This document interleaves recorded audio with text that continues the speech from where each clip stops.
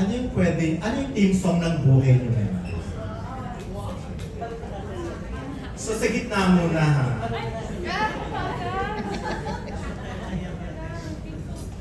Currently, wala akong maisip. Okay lang naman kami pinagdadaanan talaga kayo. Kung yun talaga yung team song ng buhay, wala naman tayong magagawa. Siyempre lahat naman tayo may pinagdadaanan. Pero siguro to na lang, dahil nga sa mga pinagdadaanan natin at nasabi ko kanina na music saves lives, isa sa mga parang songs na talagang kapag tinutugtog ko, nafe-feel, parang na-alleviate yung mga bibigat kong nararamdaman. Oceans by Hillsong. Oceans? Baka mayak na naman ako. Anong particular na lines doon na sige. Spirit, lead me where my trust is without borders. Let me walk upon the waters. Wherever you will take me. Take me deeper than my feet could ever wander. And my faith will be made stronger by the presence of my Savior. Diba? Parang masaya ka na rin. Actually guys, aking naiyak. Then next. Rian, of course. Yun din yung akin. Kinanta niya na nga nun eh. Mas naisip ko din yun eh. Ngayon, now I have to find a different one.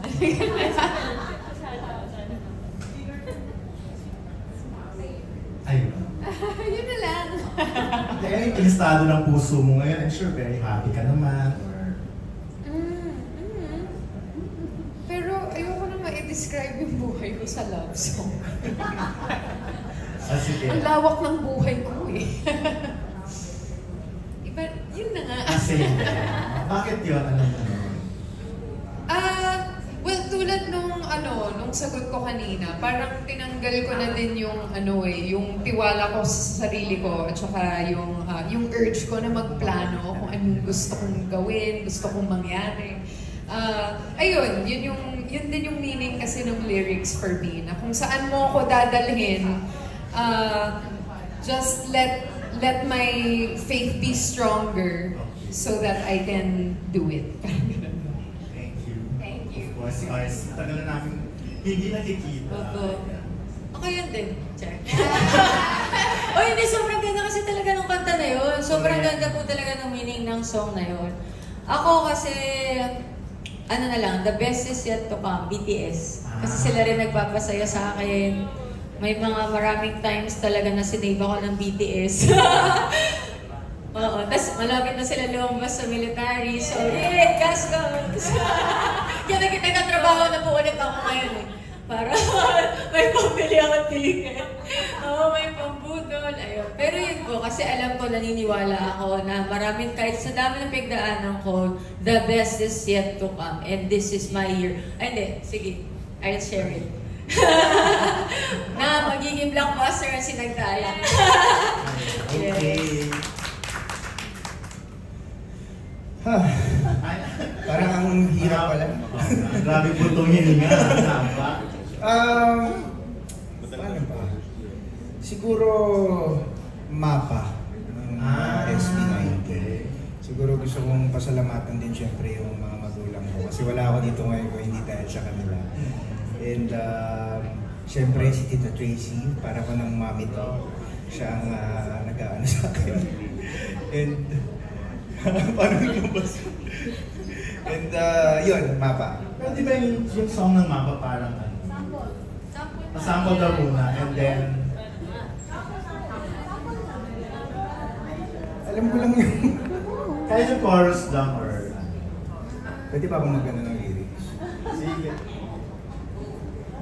Pero di ba yung mapa parang yung Ako muna. parang pagbawi mo sa magulang mo, parang gano'n. Yes. Ikaw naman yung parang bahala. Ayun.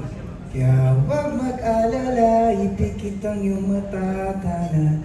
Pahinga muna, ako nang bahal. Labis pa sa labis ang iyong nagawa, mama. Pahinga muna, ako na. Ganda. Ikaw naman, Ray. Ako, itong song na to, ito talaga yung, especially ngayon nasa playlist ko to yung ilang weeks na. Napakaganda nung kanta.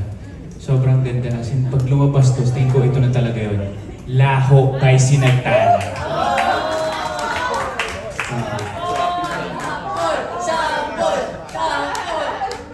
Diba?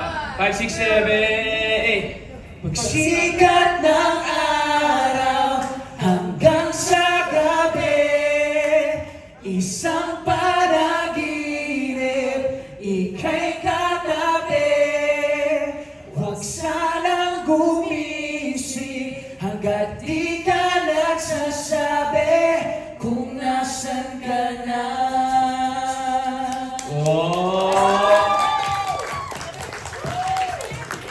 Na-feel mo yung drums ba?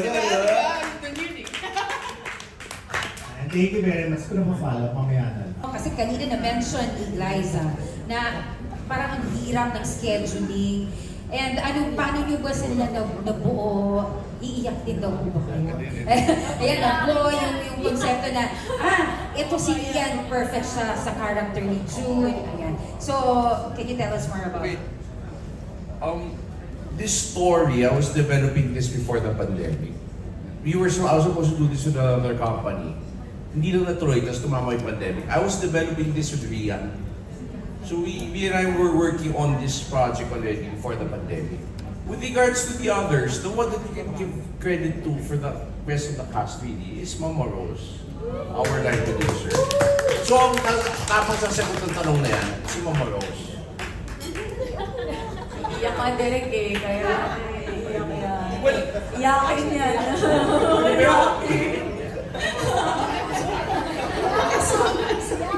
Dato na eh. Tingnan nga natin. You know, siguro, the way I'll just tell the story of how I got to know them. No?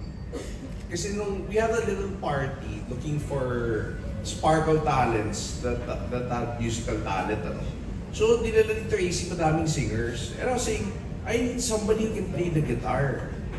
So, nangyari, nag-CR ako. Habang nandun ako sa CR, pinag-narinig ako kumakanta. Sabi ko, yun, dali na. Paglabas ko, si Matt Lozano. Sabi ko, uwi ka na, may nanalo na. So, Matt was, actually, I was sure if Rian was gonna be on board. So, technically, Matt was the first one casted. Then, Liza, we found out about Liza, then Liza said yes. Actually, she said no first. Then she said yes. Then we were shooting her scenes. Yeah, we were shooting the scenes without knowing who will be playing June, Carla, and Reggie. Wala pa, di ba? Nag-shoot na tayo, di ba? Si Carla lang, alam na namin pala si kay RC, ano? Tapos, alam na ako kay RC, punta ako ng cornerstone. Sabi sa akin, Mama Rose, i-pitch mo kay RC. Di pagdating doon, di syempre pitch galore ako, no? Para kailangan mo, kung busy ko si RC muna sa takabit ng role na to. Noong natapos yung pitch ko, lahat na ginawa ko, sabi ni RC, okay na, direct, nag-upload na to. Eh, inuha ko pala eh. Pa-pitch pa ako, no? Then I found out Rian was on board, and I was so happy because originally this was us. So then I met Raver on the set already, because si Mama Rose kayong nakapag-cast sa kanya, and we hit it off really well. And these kids, you know, they're my Avengers. You know? This is how it feels to make the Avengers. It's a wonderful cast. And okay, may taga-bulog kayo sa akin. So, but honestly, you know, some of you know me from the indie scene. This is my first mainstream film. This is my first media ko. Wala nang kita sa indie, so medyo kinakabahan ako. And having worked with this wonderful cast, you know, I feel very close to them. I hope that I'll be this close. I told them, 20 years from now, let's do a reunion. Because this was such a special film.